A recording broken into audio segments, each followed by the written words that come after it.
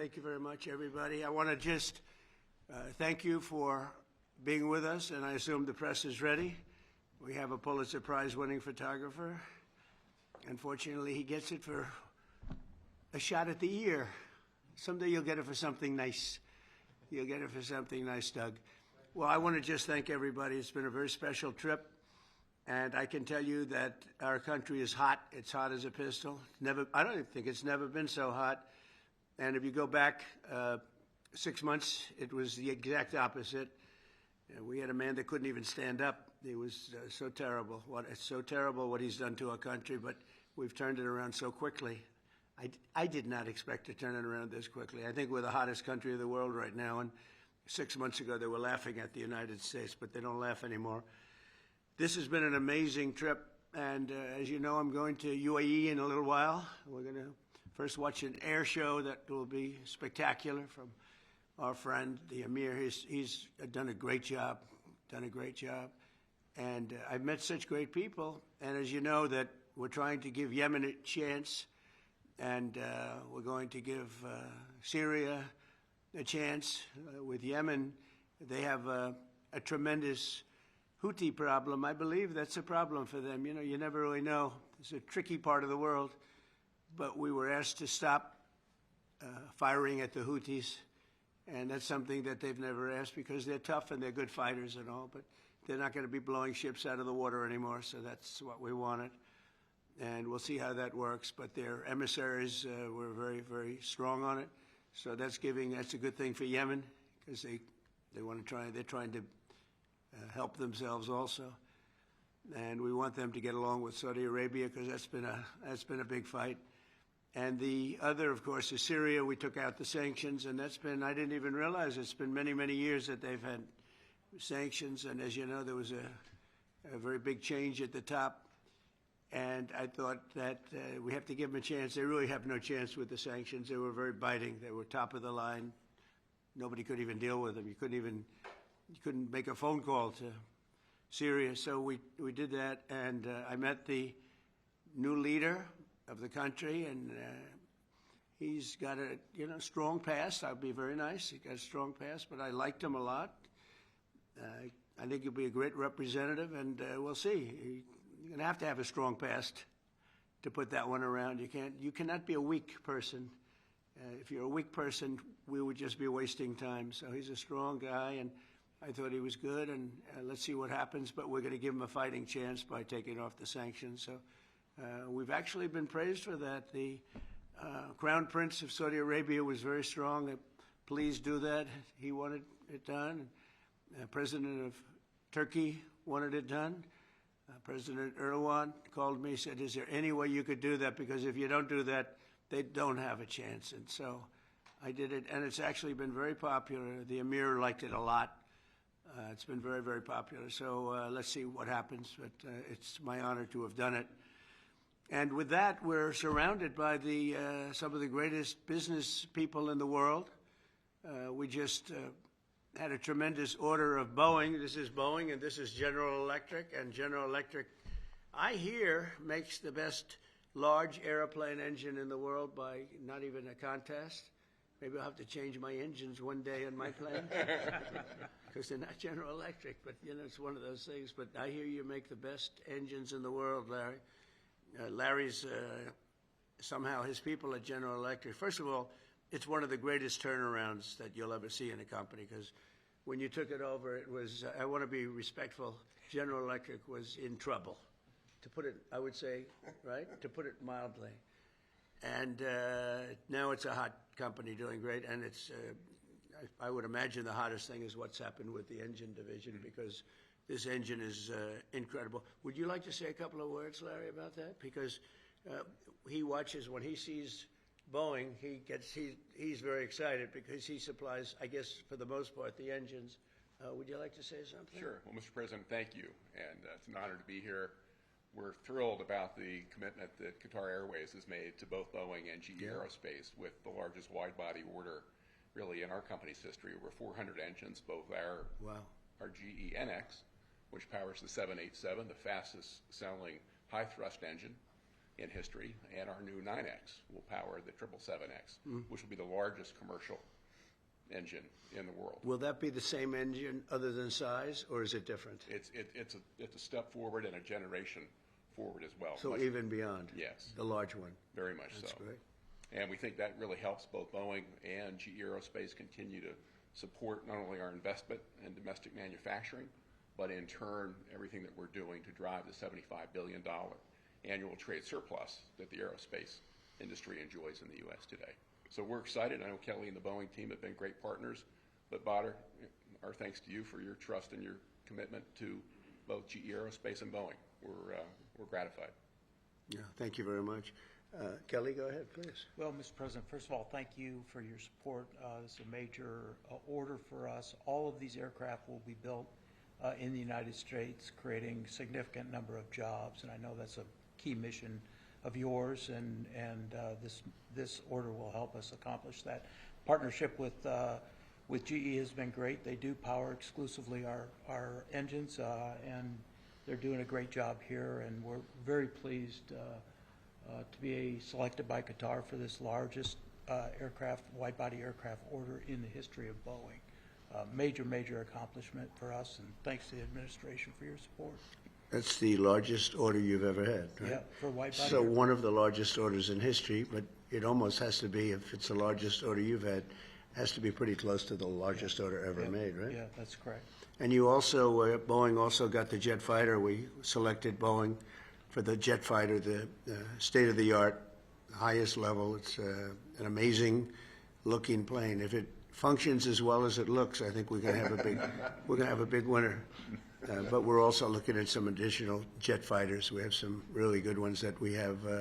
We're taking a look at, strong look from one of your competitors, I must say, and we're doing something very special. But it's a special country. We were losing the Middle East because the past administration didn't handle the relationship properly, didn't show the kind of respect that they deserve. And I have a lot of respect, and I have a lot of liking. I like the Crown Prince a lot. I've known him a long time in Saudi Arabia, and the Emir is fantastic. And we're going to another country in a little while, UAE, a fantastic man, fantastic leader.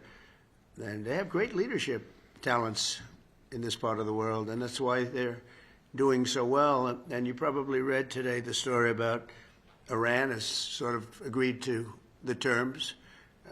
They're not going to make, I call it in a friendly way, nuclear dust. We're not going to be making any nuclear dust in Iran. And we've been strong. I want them to succeed. I want them to end up being a great country, frankly, but they can't have a nuclear weapon. That's the only thing. It's very simple. It's not like I have to give you 30 pages worth of details. There's only one sentence. They can't have a nuclear weapon. And I think we're getting close to maybe doing a deal without having to do this. There's two steps. There's a very, very nice step, and there's a violent step. The violence like people haven't seen before. And I hope we're not going to have to do this. I don't want to do the second step. Some people do. Many people do. I don't want to do that step. So we'll see what happens. But we're in very serious negotiations with Iran for long-term peace. And if we do that, it'll be fantastic. And for this country in particular, because you're right next door.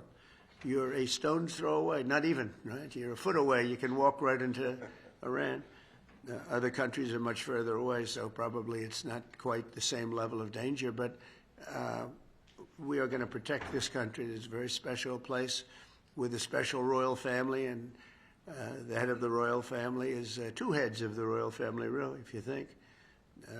Great people, and they're going to be protected by the United States of America, and I think we're not going to have to do it because I believe very strongly in peace through strength. Now, we just gave out in the budget a $1 trillion budget, which is the biggest we've ever done. $1 trillion, never came close to a number like that. We'd be at 800 billion, would be at maybe 900, 910. We never got anywhere close to $1 trillion, but we're doing it. Hopefully, we will not have to use these weapons. We make the greatest weapons in the world. We make the greatest fighter jets. We make the greatest, I guess Larry would know better than anybody, but we we make the greatest planes in the world, the greatest missiles and defense systems. The Patriot system is the best, acknowledged to be. I mean, this isn't from me. And we have a lot of it now. It's under order. And we're coming up with new systems. And we're coming up with a new system of drones. Because drones are really, if you look at the war that's going on, it's horrible. But we are watching it very closely. And drones really seem to be taking over that war. And so I hope you're going to come up with some nice, inexpensive engine for a drone so that we don't have to spend so much. I asked one of the companies, I said, I want a lot of drones. And, you know, in the case of Iran, they make a good drone. And they make them for $35,000, $40,000. So I said to this company, I want to see it. They came in 2 weeks later with a drone that cost $41 million. I said, that's not what I'm talking about, $41 million. I'm talking about something for $35,000, $40,000 where you send thousands of them up. And that's a great way. And they're very good, too, and fast and deadly. Horrible, actually.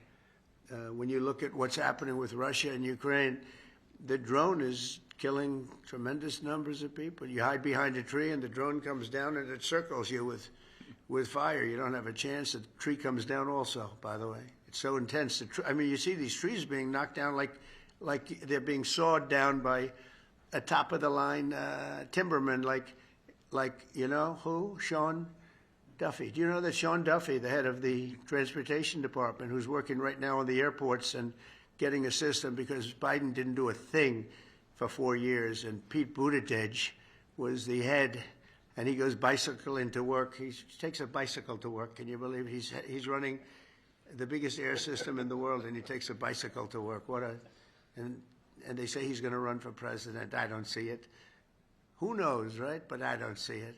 But when I look at what they've done, it's so horrible what they've done. And the work they did do, they wasted billions of dollars. They're trying to hook up air systems to copper, and they tried to hook up copper to glass, and the glass doesn't work with the copper. And they had 30,000 different contractors doing 30,000 jobs. And when they put it all together, they spent billions of dollars. It didn't even come close to working. And we're going to be giving out a brand new system. It's very important.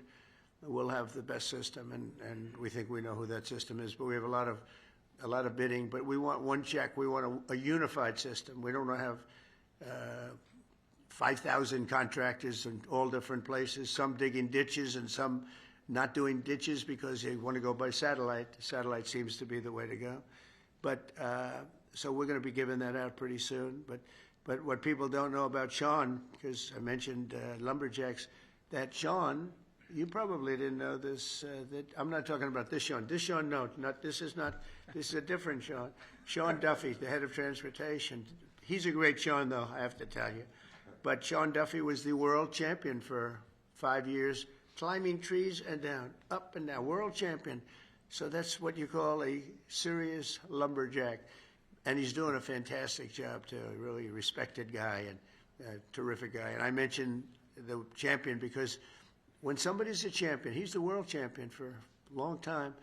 He came down, when you come down those trees, coming down at a rapid, he said that started getting you back. You will often break your back. You miss a shot and you're coming down a lot faster than the human body was meant to come down. But he's doing a fantastic job at transportation. But this has been a very historic trip. I watched some of the people talking about it, and even what I would perceive as enemies of ours, people that are not fair from the press, are saying it's been amazing. We've raised trillions of dollars in investments. There's never been anything like it. And just to finish, we have a country that now has, I think, Howard, we can say that at least $10 trillion of investment and potential investment. And if the past administration did $500 billion, it was like a lot. But we did it in 2 months because it's actually a little more than 3 months. But I always say the first month I had to get a little bit acclimated. So I didn't really do this the first. But when we started, so we've really been doing it, Susie, right, for 2 months. So in 2 months, we're going to have over $10 trillion. Nobody's ever come close. No country's ever come close to that. No country. And I want to thank the Emir because he put up a lot in terms of investment. it could amount to 2 million, 3 million, maybe even 4 million jobs in the United States. And more importantly, it's really important stuff. It's tremendous refining capabilities. It's capabilities for very high-end. AI is a big subject, and it's a big subject over here, too. I always say, what are you investing in? It seems one thing everybody seems to have in common is AI. So I don't know if that's a good thing or bad. Maybe you shouldn't do it because too many people are doing it, or maybe you should follow the crowd, fellas, okay? So you're going to figure it out. We have a man who's here who has been unbelievable, Scott Bessent, who's our Secretary of the Treasury, and who's so respected. When he speaks on television, it's like everyone just says, oh, okay. I had somebody the other day said, well, Scott Bessent said. I said, well, that's pretty good, Scott. You know? So I'm a believer. I'm a believer. But when he speaks, the markets really listen. And the big thing is that we have, to me, the most important thing of all is that, forget about the recent stock market being so good. Much more importantly, we have hundreds of different big companies pouring into America now, creating jobs like we've never seen before. Now, the bad news, it takes a little while for that to, you know, when you build your factory and it takes 1.5 years, 2 years, and they're going to build them very fast, and they don't need financing. That's the nice part. They don't need any financing. They have plenty of it. But they're building factories at levels we've never seen anything like it. And these are, you know, 10 billion, 12 billion, 50 billion. I said, how do you spend 50 billion on a factory? We have the chip companies coming in from Taiwan. We have Jensen, as you know, coming in with 600 billion. We have actually the biggest company of them all. You know all about it. Coming in. That was a big, Mr. Wei. I said, Mr. Wei, you're a smart man, aren't you? I never met him. And I said, because I understand you control 99% of the chips. Oh, yes, I do. I said, that's pretty good. I said, is there any way of breaking that grip? They said it would take you many years. So I said, you know what? If you can't beat him, you join him. But he's going to be building the biggest factory anywhere in the world in Arizona and spending over $200 billion. And we have Apple, as you know, is coming in. And I had a little problem with Tim Cook yesterday. I said to him, Tim, you're my friend. I treated you very good. You're coming in with $500 billion, but now I hear you're building all over India. I don't want you building in India. You can build in India if you want to take care of India, because India is one of the highest tariff nations in the world. It's very hard to sell into India. And they've offered us a deal where basically they're willing to literally charge us no tariff. So we go from the highest tariff, you couldn't do business in India. We're not even a top 30 in India because the tariff is so high, to a point where they have actually told us, I assume you too, Scott, you were working on that also, that there will be no tariff, right? Would you say that's a difference? They're the highest, and now they're saying no tariff. But I said to Tim, Tim, look, we've treated you really good. We put up with all the plants that you built in China for years. Now you got to build us. We're not interested in you building in India. India can take care of themselves. They're doing very well. We want you to build here, and they're going to be upping their production in the United States. Apple. So Apple's already in for $500 billion, but they're going to be upping their production. So it'll be great. So I really think we've gone from a laughing stock 6 months ago to the hottest country anywhere in the world. And that's not just in business, that's in everything else, and it's psychologically hot too.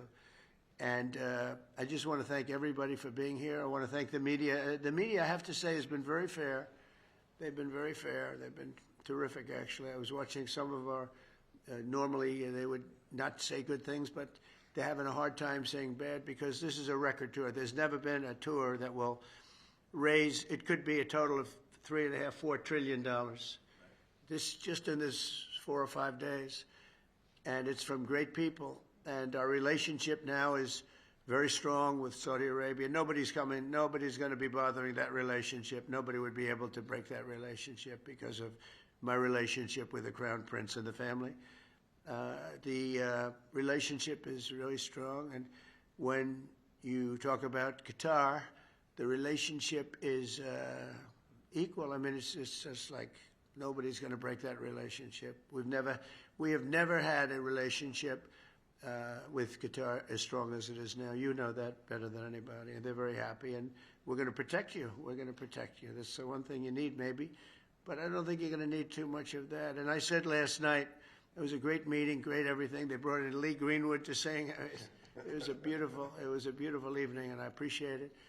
But I said last night that Iran is very lucky to have the emir because he's actually fighting for them. He doesn't want us to do a vicious blow to Iran. He says, you can make a deal, you can make a deal. He's really fighting, and I really mean this. I think that Iran should say a big thank you to the emir, because the emir is fighting very much that we don't. And there are many people that want me to go the other route. They say, just knock it out, because nobody can beat us. No, we have the strongest military in the world by far. Not China, not Russia, not anybody. We have the best military equipment in the world, and we have the strongest military in the world. If you remember ISIS, General Raisin Kane, right? We knocked it out in 3 weeks. Remember they said it would take 4 years to knock out ISIS? We did it in 3 weeks. That's because you had the right leader. With a stupid person, you'll do it in 4 or 5 years. You won't even do it. You'll fight for 4 years and then you'll leave. Like we always do. You fight. We had a president that blew up half the Middle East and then he left. That was it. It was like spent $10 trillion on blowing up the Middle East and then he left.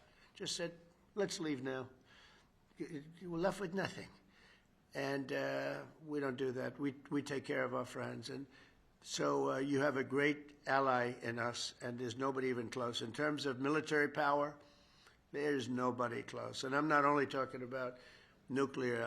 I don't like to mention the word because the nuclear is so destructive that it brings you into a different category. But we're number one in nuclear. I rebuilt our military, by the way, in my first term. We had a really successful first term. Then the election was rigged, and I had to wait, and it became more historic. And I was able to watch and see. And the good news is although it's bad news in another way, but the good news is that Biden was so bad, worst president we've ever had by far. There was never a president like this. This man was grossly incompetent, and now that's been proven. But people were able to see how bad it is, and it gave me a mandate. We won all 7 swing states. We won the popular vote by a lot. We won the counties by 2,725 to 505. That's why the map is completely red. When you look at it, the map, it was an obliteration, this election. And we got 312 electoral votes, so it was just an obliteration.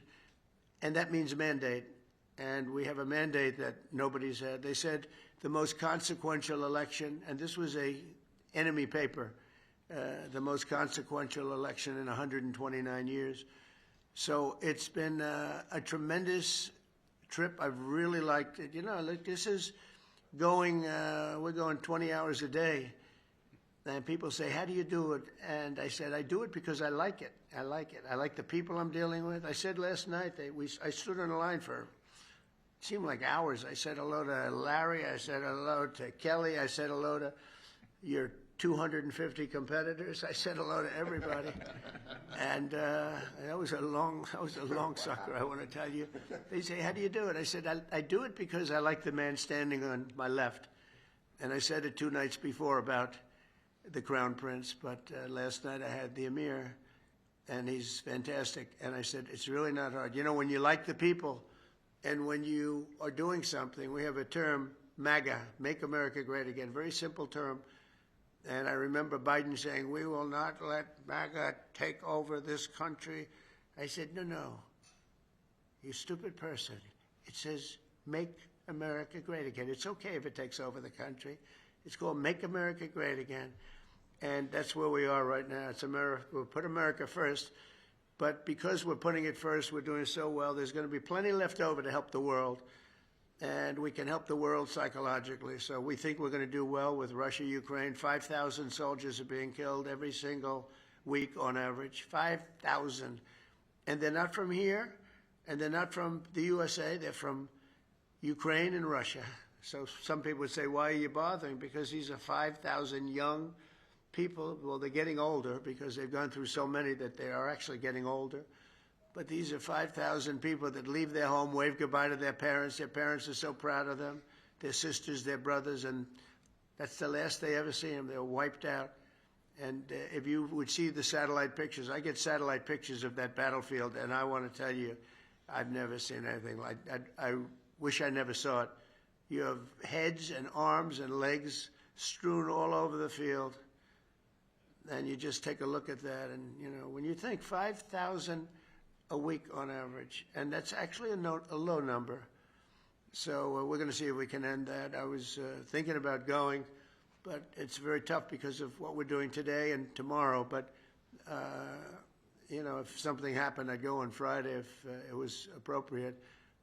But we have people right now negotiating, and I think that I just hope that Russia and Ukraine are able to do something, because it has to stop. Not only the money, we spent $350 billion there, just handed. Nobody even knows where the money, they just send them a check. There's no accounting, there's no one, just give him money. Every time he came, I have to hand it to him. I think he's the greatest salesman maybe in history. Every time he came to the United States, he'd walk away with $100 billion, you know. That's a good salesman, right? Even by your standards. This is a big standard right here. But that's a pretty good set. No, he'd walk in, leave with $100 billion. Last time he didn't do as well. He only got $60 billion. And it was so easy. It was like taking candy from a baby. That was the last administration. This administration's been a little bit tougher. But would like to see it end, and I think we're going to have a chance at doing it. And would like to see if we could solve the Iran problem in an intelligent way as opposed to a brutal way. There's only two, intelligent and brutal. Those are the two alternatives. So I want to thank everybody for being here very much, and we're going to take some questions, and perhaps now we'll ask the press to leave, and we're going to see you at the airfield. We're going to have a display of American equipment, okay? Yeah. Jennifer, go ahead.